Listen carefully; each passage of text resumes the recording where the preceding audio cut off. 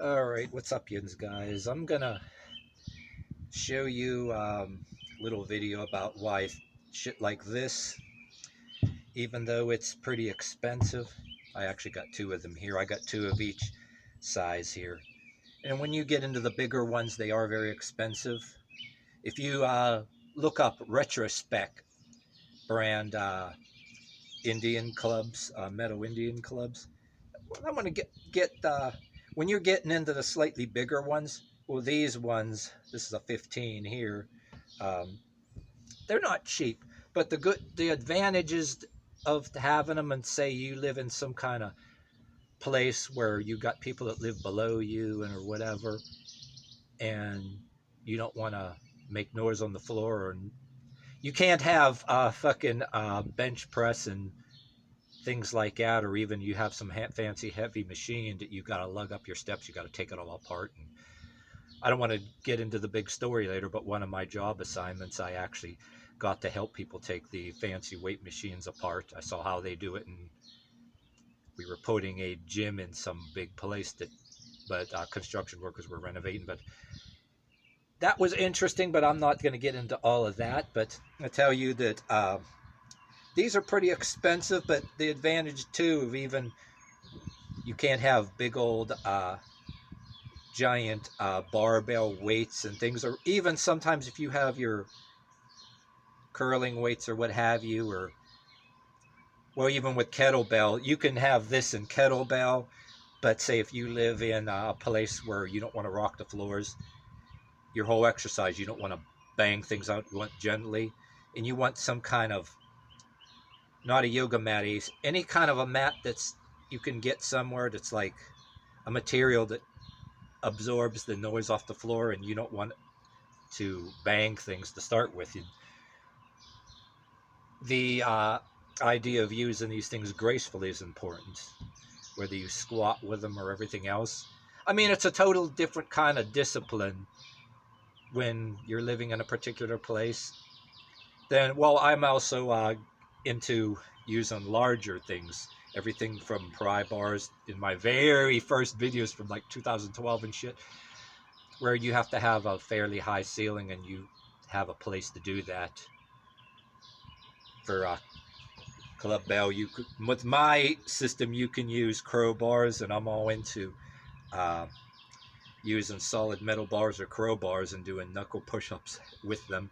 It all dovetails into exercise mixed with medieval mysticism and uh, particular rituals that I found on YouTube that have used the Indian club for centuries, particular interests that I want to go on and on too much about on here off the subject. But I'm going to get into the advantages of, okay, you get one's different like sizes, okay? Using a, even your one-handed dumbbell or two-handed dumbbell, you want to use more weight, you can either use a bigger weight or a bunch of smaller ones to equal a certain weight. But they're still, even with a bunch of the little ones, it doesn't clear the side of your hip and different things when these, the rules, and it isn't always a dumbbell curl like you're thinking of. This is like you're curling, you can go closer to the body with the bigger ones, and you're not just lifting it with some bicep here. The advantage of this is you're actually lifting it with this is what you want. Then when you go over the head, or you can lay down and or you can, like above your head like you're hitting something, or laying down like you're hitting things and you're going to be feeling it. It's not like lifting with the bicep all the time. If you got, okay, if you're one of them people that like you go to lift like a little bit more of a dumbbell, if you will, you have underdeveloped wrists and all that, yeah, sure, you'll be able to curl it. It's impressive, but people can kind of tell that you're, but this is at the same time, you're strengthening your ability to wield tools and actually real real life experience and work. You have to hit things and bust things up. And it's also for other kind of reasons. Well, you don't, in certain situations or places, you don't want to outright admit to if you don't want to or don't need to or not appropriate to, or you're not going to deny either. You know, you don't want to endorse any kind of things for the wrong reasons. You know, you don't have to outright admit to, or you don't have to deny either. But because it says medieval mysticism, you know, well, some people you can politely say medieval club, a medieval club you belong to, or a fantasy LARPing club, which, um, yeah, you can say these things to be polite, but you also, you know, you don't have fancy machines in your house. This you can like use. I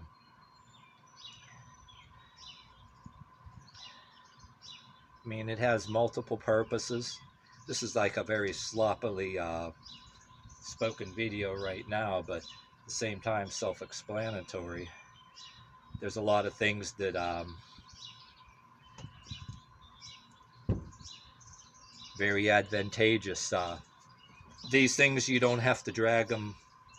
Like if you live upstairs, unless you live in an elevator or something, and certain floors you a different type of. Like I said, there's certain disciplines, if you will. It's advantageous to say if you live up above somebody and you don't want to fuck up the floors, and then your landlord get pissed, that you should have disciplines and setting things down gracefully anyway, even if you have kettlebell. And like I said, something to absorb it.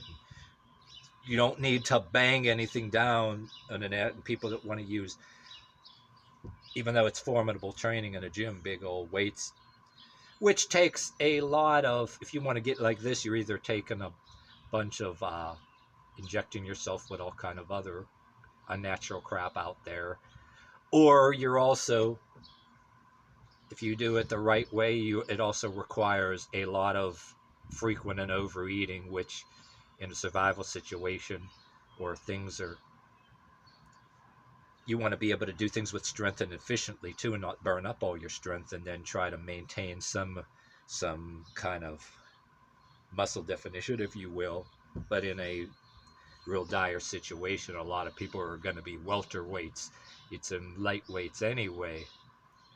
But to be able to pick things up gracefully, let's a job, or you got to use certain types of hammers, axes, tools to hit things. And I worked in a lot of job assignments where you can tell people had no prior experience. You know, I mean, it's like Uber. You know, you get text if you want to take a particular assignment, and there's a lot of people that don't have any experience in such a thing. And if you want to talk about the YouTube videos like Awaken with JP, what they're calling the beta male now, and the stuff I worked in where you get people that never did any kind of real work, and they want the money so they can go and get high or whatever, and they're looking at you like you're nuts or some kind of psychopath or whatever the hell, because you can wield a crowbar, hammer, shovel, and everything like that, and there everybody else is there's like an innuendo that goes along with it, that you're not admitting or denying too, that you don't got to give a fuck about anybody's stuff either. But unlike anybody else's training, like I said too, you can use your crowbars, your bigger pry bars, because it's like medievalism too. When you get into the bigger ones, well, even with one this size, you're going like this, or say, try to, so I can show you here. You do a lot of this with it. You're going to be feeling it in one of these wrists, even if your wrists don't get big like a lot of other people's do. In some of my videos where I'm doing a stretch on a post made of bricks in the place I used to live, you'll start noticing something flexing in the forearm there. Like say when I was doing a stretch like over with the foot over there, and I'm from the side holding on to there, you're also pulling other muscle groups at the same time too.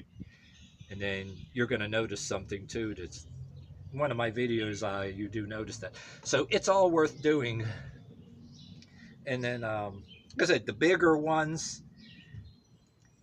they're pretty expensive. But what I actually have, uh, I use it in my videos that are heavier than this. I actually got them next to nothing in a scrapyard. You know, basically, you're looking at one of the few people in the world that actually worked at a scrapyard and actually bought back scrap that somebody sold and got it for.